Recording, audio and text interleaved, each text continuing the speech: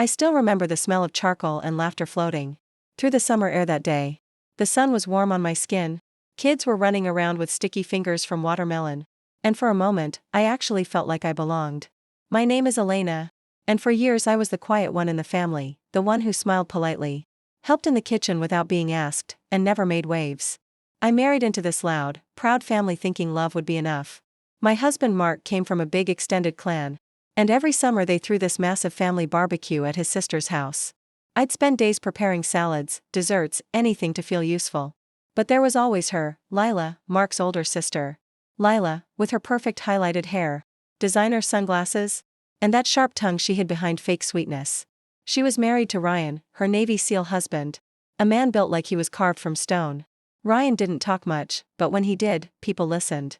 Lila loved reminding everyone how special their life was, deployments, medals, the kind of stories that made other husbands look small. That particular Saturday started like any other. I arrived early with my famous lemon bars and a big bowl of pasta salad.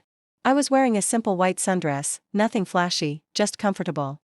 As soon as I walked into the backyard, Lila spotted me. "Oh, Elena. You made it," she said, loud enough for the whole patio to hear. Her smile didn't reach her eyes. "Let me help you with that. Before it gets too heavy for you." She took the bowl from my hands like I was a child. Then she leaned in closer, her voice dripping with that sugary poison. "You know, you really should try dressing up a little more for these things. We have standards here. Not everyone can pull off the simple look." A few cousins chuckled. My cheeks burned, but I forced a smile. "It's just a barbecue, Lila. I thought comfort mattered more than fashion." She waved her hand dismissively. "Comfort is for people who don't have to keep up appearances. Ryan's friends from the teams are coming later. Try not to embarrass us, okay?" I swallowed the lump in my throat and nodded. I told myself it was just Lila being Lila. She'd always had this way of making me feel small. Like I was the charity case who married into the family. Mark was off grilling with the men, laughing loudly, never noticing how his sister chipped away at me year after year. But what I didn't know that day was that everything was about to shift. One innocent question would expose years of quiet cruelty, and leave the entire backyard frozen in silence. As the afternoon wore on, the backyard filled with more people. Music played, burgers sizzled, and glasses clinked. I stayed busy, refilling drinks, picking up plates. Anything to stay out of Lila's line of fire. But she wasn't done. Later, when everyone gathered around the long picnic tables, Lila stood up with her wine glass, playing the perfect hostess. "Everyone, I just want to say how proud I am of our family. Especially my husband Ryan.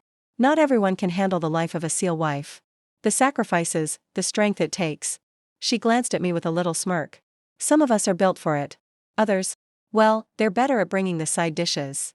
A ripple of awkward laughter spread through the group. Mark shifted uncomfortably but said nothing. My heart sank. I felt exposed. Like every insecurity I'd ever buried was suddenly on display under that bright summer sun. I had given up my own career dreams to support Mark. To be the steady one while he climbed his corporate ladder. I had poured love into this family, and still, I was the punchline. I excused myself quietly and went inside to the kitchen, fighting back tears. In the mirror, I stared at my reflection, eyes red, hands trembling. Why did her words always cut so deep? Why did I let her make me feel so broken? When I stepped back outside, the conversation had turned to Ryan. Someone asked him about his time in the teams. The usual admiring questions. Ryan just gave his typical quiet shrug. He wasn't one for bragging. That's when Lila decided to drag me back in. She called out across the table, her voice bright and cutting. "Elena, honey, you've been so quiet today. Why don't you ask Ryan something? Maybe about what it's really like being married to a hero. You know, since you're so supportive in your own little way." The table went a little quieter. I felt all eyes on me. My voice came out softer than I wanted. "Actually, I was wondering, what's your call sign, Ryan? I've always heard SEALs have interesting ones." It was a genuine question. I'd read about how call signs were earned, sometimes funny, sometimes meaningful, born from moments that defined a person in the brotherhood. Ryan looked at me for a long second, then gave a small, rare smile. Before he could answer, Lila jumped in with a loud laugh. "Oh Elena, that's adorable. Call signs aren't for civilians to understand. They're earned through real sacrifice, not kitchen duty. Ryan's is something only the teams respect.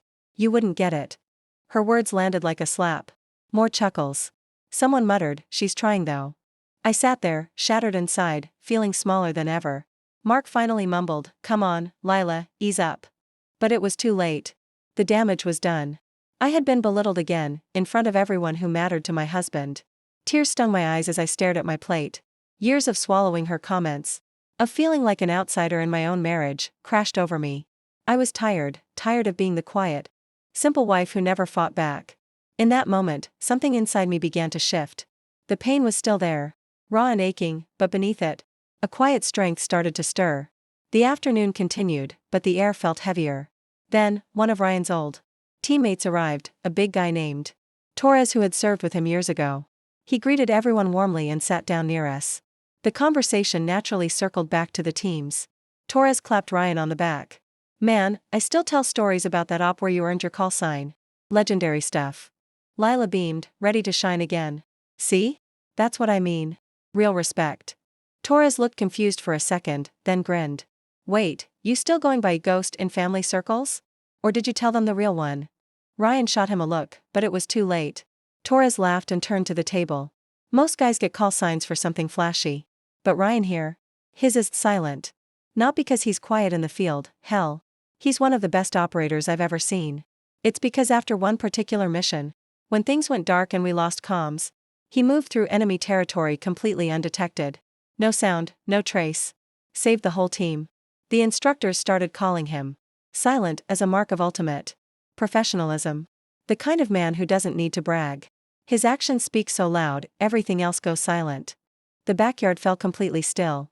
No laughter. No clinking glasses. Just stunned silence. Lila's face drained of color.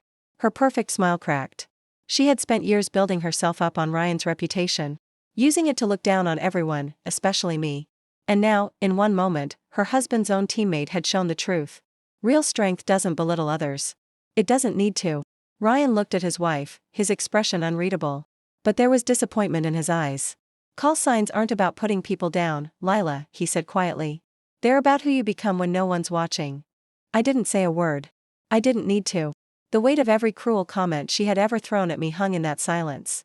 Her attempt to humiliate me had backfired in the most public way possible. Whispers started, cousins exchanging glances, aunts shaking their heads. For the first time, people saw her clearly. In the weeks that followed, things changed. Mark finally stood up for me in ways he never had before.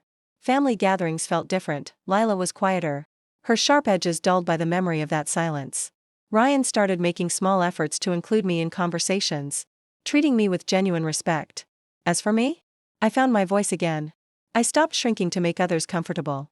I went back to school part-time, rediscovered parts of myself I had buried under years of trying to fit in. That day at the family barbecue taught me something powerful. The people who belittle you are often the ones most afraid of being truly seen. Their cruelty is a shield for their own insecurities. But when light shines on real character, when someone's true measure is revealed, everything false crumbles. I no longer carry the weight of her words. Instead, I carry the quiet strength that was always inside me. The kind of strength that doesn't need to shout. It simply endures. And in the end, it leaves everyone else silent. Thank you for listening to my story. If you've ever been made to feel small by someone who thought they were better, remember this: your worth isn't measured by their opinions. It's measured by the quiet grace with which you rise. What would you have done in my place? Let me know in the comments. And if this story touched you, please like, share, and subscribe for more real stories of heartbreak, strength, and quiet justice. Until next time, stay strong, stay silent when it matters, and never let anyone dim your light.